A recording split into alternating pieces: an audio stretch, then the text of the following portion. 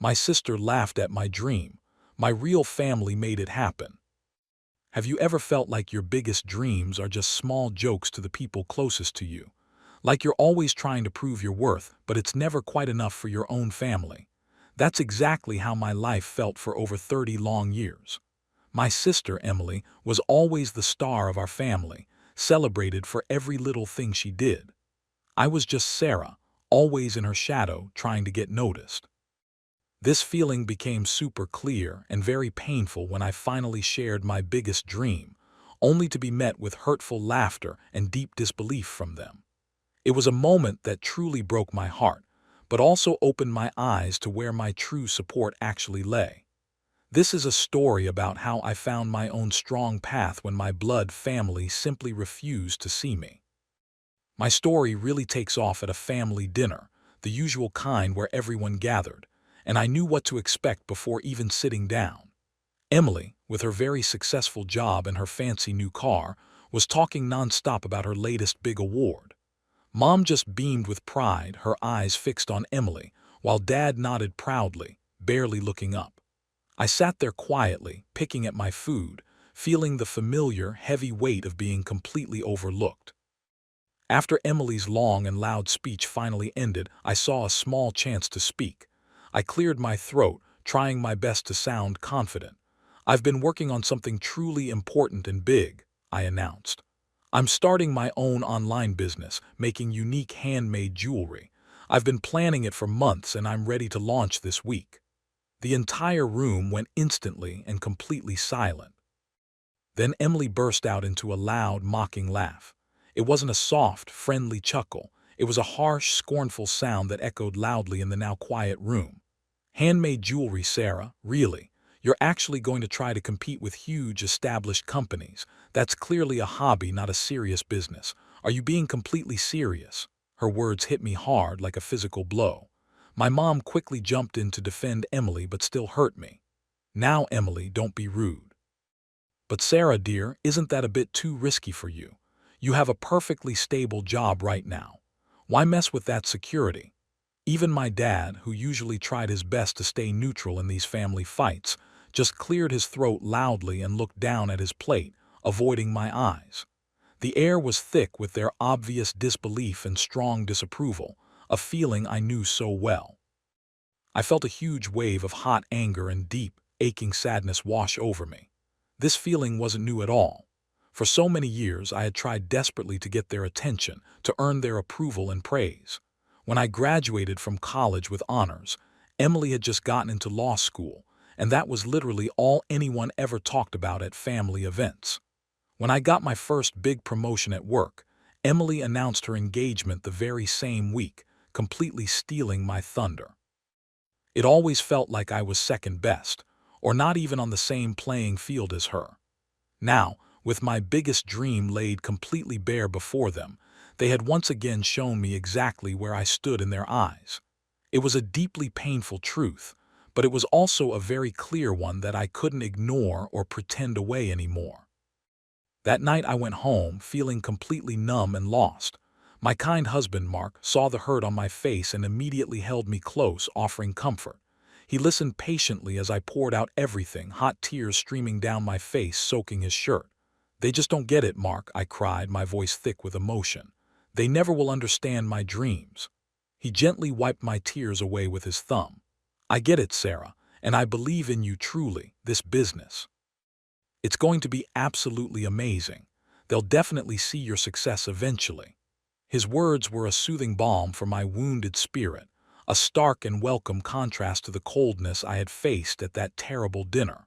Mark reminded me of something incredibly important. My family's opinion didn't define my worth or my potential in any way. It was a very hard lesson to learn, but one I desperately needed to accept. Over the next few weeks, I made a firm decision to pour all my energy, every single ounce of it, into my new business. I turned their doubt and mean words into strong fuel for my passion. I spent late nights designing new pieces, taking beautiful photos of my creations, and carefully setting up my online store step by step. Mark was, without a doubt, my biggest supporter and partner, helping me with everything from packing orders late at night to even building a small, cozy workshop in our garage. My best friend, Lisa, spread the word about my business to everyone she knew, literally telling hundreds of people. She even bravely modeled some of my jewelry pieces for free, creating stunning images that really helped my brand grow. It was in these simple moments that I truly understood what real support felt like, and it was certainly not coming from my blood relatives anymore. The highly anticipated launch day finally arrived, and I was absolutely terrified of what might happen. What if Emily was right all along? What if it really was just a silly hobby that would fail completely? But then, to my utter surprise and joy, the orders started coming in quickly. First, just a few trickled in. Then more and more orders poured in steadily. By the end of that exciting day, I had sold out half of my initial stock, way more than I expected. I stared at the screen of my computer, happy tears blurring my vision, but these were genuinely happy tears of triumph. I immediately called Mark, shouting with pure joy and excitement. He was just as excited as I was, congratulating me over and over again. Lisa sent a huge, beautiful bouquet of flowers to my house, telling me how incredibly proud she was of my achievement. This success, big or small, was completely mine, built by my own hands and passionately supported by those who truly cared about me. Emily, of course, heard about my small but meaningful success through our mutual friends, because news travels fast. The next time we talked on the phone, she tried her best to play it down. "Oh, that little jewelry thing, that's nice, Sarah. But don't you think you should focus on your real, stable career? You know, the one that actually pays the bills." She still couldn't see my passion as anything more than a fleeting hobby, a childish pursuit. Her words, once so sharp and cutting, now felt dull and powerless. They didn't hurt me like they used to. Something important inside me had shifted permanently. I simply smiled calmly and said, "It is my real career, Emily, and it's doing very well, thank you." It felt incredibly empowering to finally stand up for myself without seeking her approval or needing her validation at all. My mother, however, was still much harder to deal with, even after my success. She still truly believed I needed to be sensible and live a safe life. She'd call me often, not once to ask about my flourishing business, but always to tell me about Emily's latest corporate success, or to gently suggest I look for a more stable part-time job to fall back on. "Sarah, your father and I just worry so much about you," she'd sigh, her voice full of fake concern. "We just want you to be happy and financially secure." I knew she meant well, in her own misguided way, but her idea of happiness and security was always and only tied to what Emily had achieved. It was a constant, frustrating reminder that she couldn't see my unique path, only how it differed in her mind from her golden daughter's life. One quiet evening, during a particularly frustrating phone call, my mom started directly comparing my modest jewelry sales to Emily's massive bonus at her corporate law job. "Emily just got a huge bonus, Sarah, you know, from her fancy law firm. Maybe if your little jewelry business took off, you could earn something similar, a real income." This direct comparison, yet again, was absolutely the last straw for me. I took a deep, steadying breath, gathering all my courage. "Mom," I said, my voice surprisingly steady and clear, "I am not Emily. My business isn't about competing with her for your attention or praise. It's about me doing something I genuinely love and am passionate about. And I'm incredibly proud of what I'm building with my own hands, even if it's not a big corporate job. Please, please stop comparing us. It's not fair to either of us as people." There was a very long, uncomfortable silence on the other end of the phone line. But we're just trying to help you, Sarah," Mom finally stammered out, her voice suddenly small. "We only want the very best for you in life." "I know you genuinely think you do, Mom," I replied, my voice holding firm. "But sometimes what you believe is best isn't actually what I need or want for myself. What I truly need from you is for you to support my choices, my unique path, not constantly try to change them or compare them to Emily's perfect life. If you simply can't do that for me, then maybe we really need some space from each other for a while." It was the hardest thing I had ever said directly to her, but the words felt incredibly right, like finally releasing a heavy, suffocating weight I'd been carrying for many years. It was a huge step towards setting real, healthy boundaries. After that difficult and emotional call, things became understandably tense between us. My mom didn't call me for an entire week, which was unusual. Emily, of course, sent a passive-aggressive text, something dismissive like, "Seriously, Sarah, making mom upset will definitely not help your little business succeed." I purposefully did not reply to Emily's message. I needed to focus all my energy on myself, on my rapidly growing business, and most importantly, on the wonderful people who truly championed me and my dreams. Mark continued to be my solid rock, listening without any judgment and always offering practical help whenever I needed it. Lisa kept sharing my posts on all her social media, bringing in a steady stream of new customers. Their unwavering belief in me, their constant support, became my new, strong foundation for life.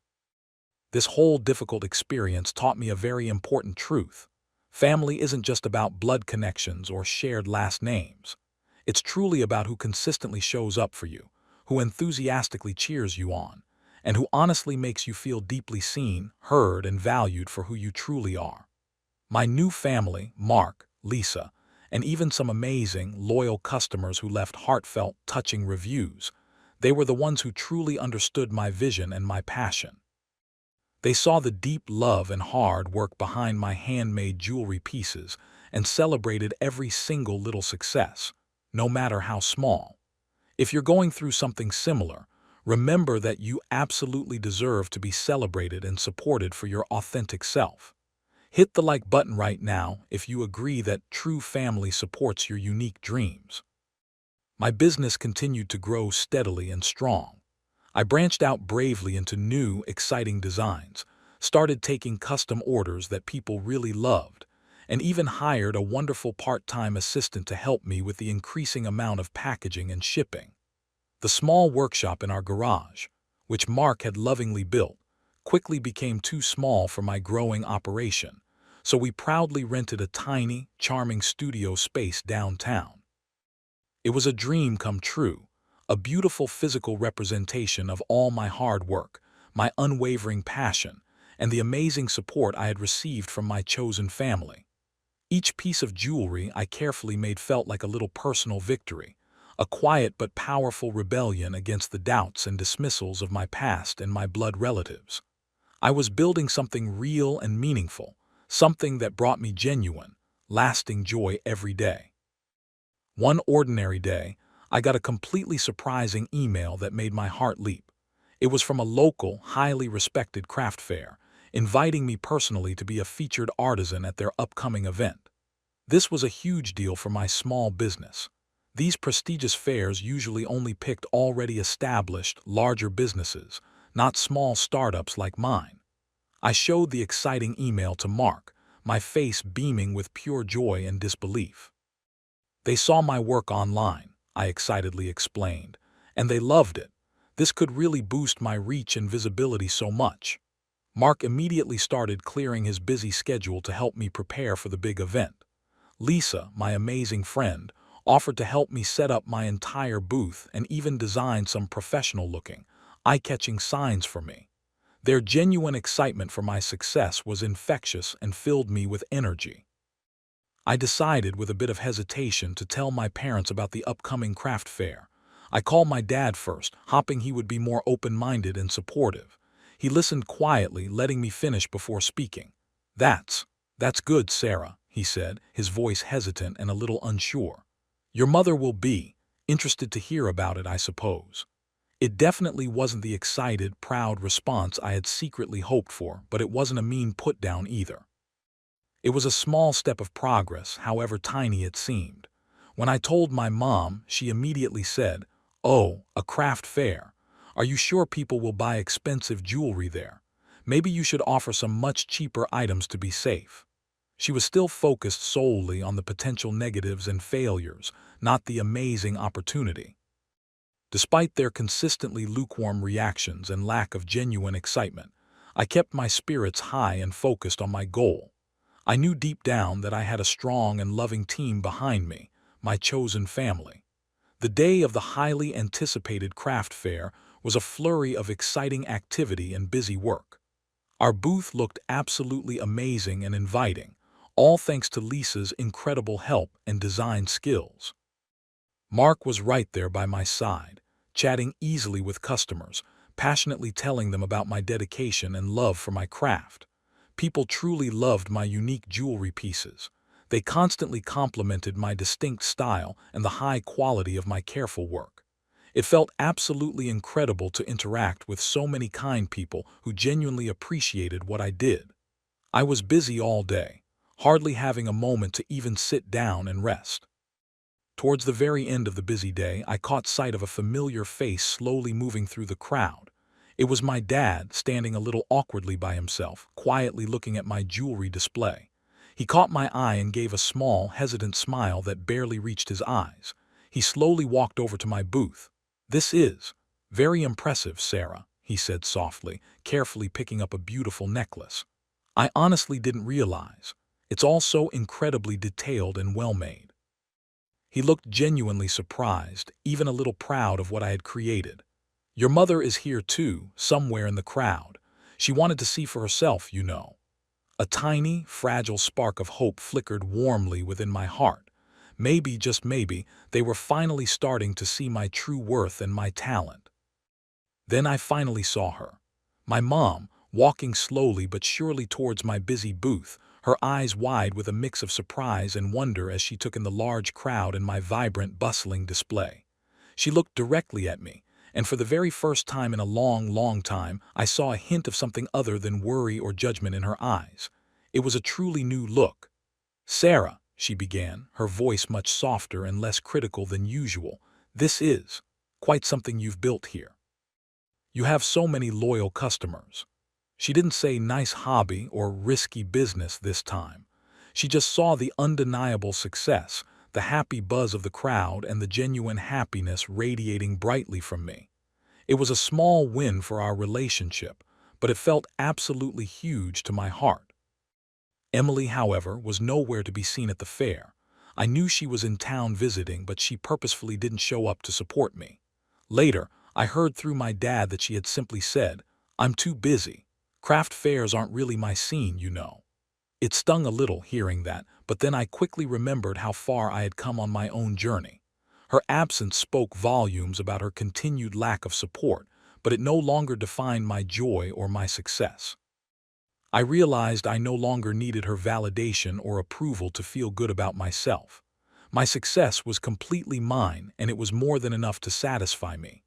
The day ended with incredible sales, happy customers, and a feeling of immense, deep satisfaction with myself and my progress.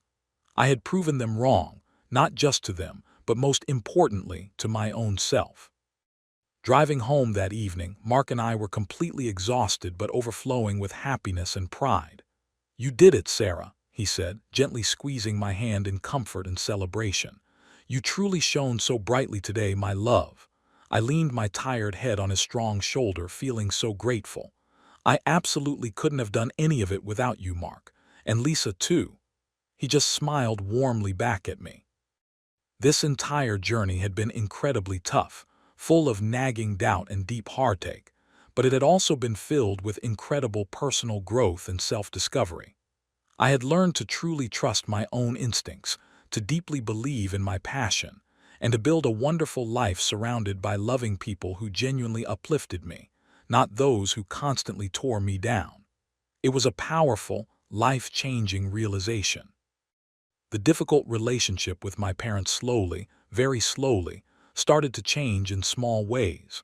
My dad began calling me more often than before, genuinely asking about my business and how things were going, which was a huge shift.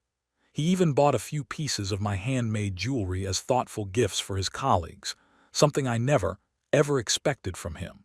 My mom was still very much a work in progress, but she finally stopped comparing me directly to Emily.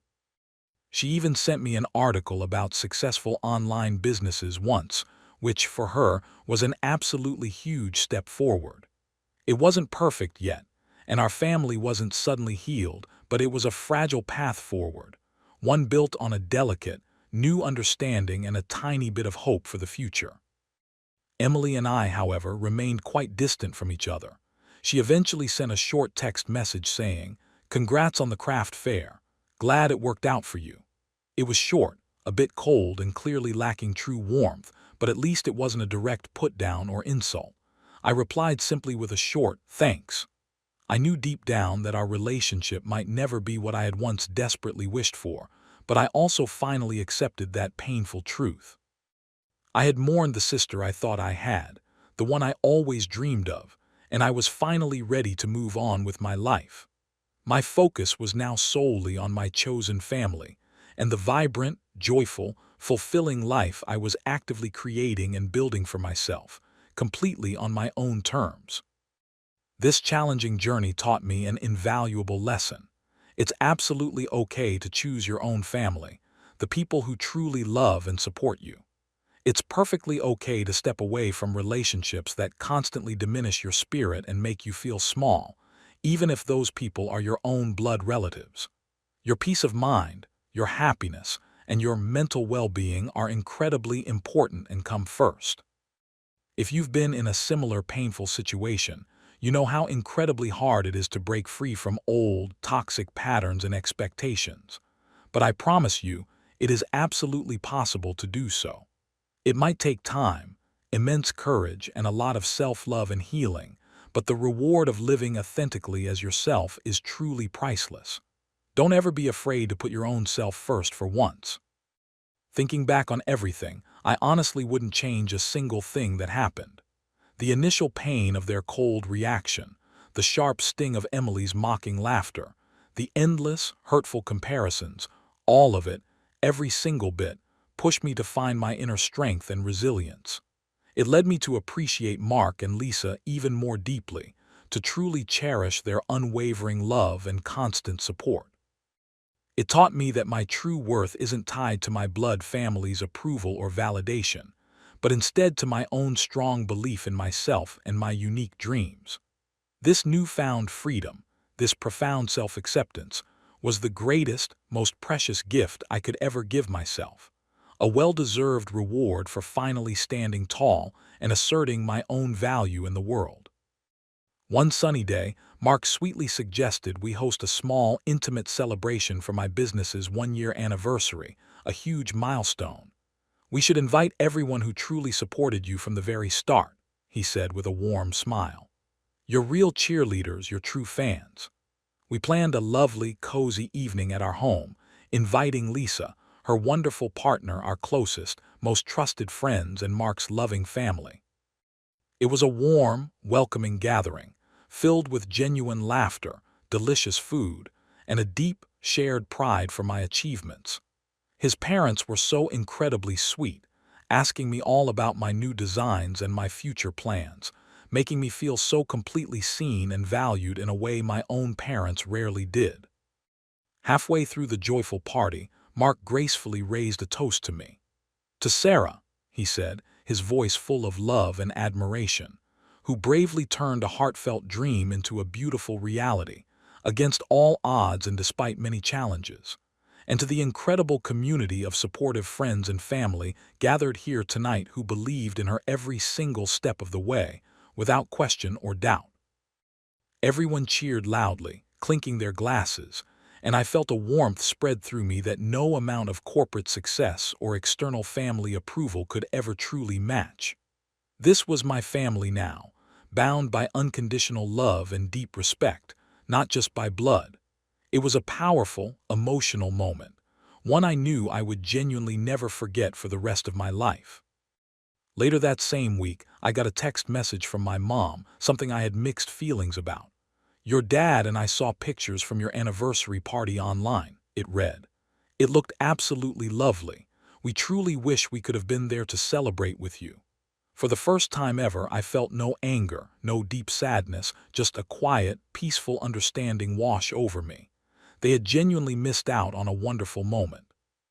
Not because I prevented them from coming, but because they couldn't or wouldn't truly show up for me, not in the way I needed. It was their loss, not mine anymore. And I was finally, truly okay and at peace with that difficult fact. I had found my own happiness, and it was wonderfully complete without their full endorsement or presence. The path to healing from family wounds is certainly not always straight or easy, and it never will be. There are still quiet moments when I wish things were different, when I yearn for the kind of unconditional support and fierce pride that I see other families so effortlessly have. But then I look at the amazing life I've so carefully built, the thriving business I passionately created, the loving husband by my side, and my incredible, supportive friends. And I remember that I created all of this joy and happiness. I bravely chose joy over lingering resentment, self-worth over external validation and criticism. It's a daily practice, a constant, conscious choice to honor myself and my unique journey every single day. If you've resonated with my story today, if you've ever felt the painful sting of family disapproval, or the incredible triumph of finding your own unique path and chosen family, please consider subscribing to my channel right now. I share many more empowering stories about overcoming life's challenges, setting healthy boundaries, and building a life you truly love and are proud of. Don't forget to hit that notification bell so you won't miss any new videos I release. And for more inspiring tales of personal growth, resilience, and finding true belonging, be sure to check out some of my other videos appearing on your screen right now. Your journey truly matters, and you are not alone in it.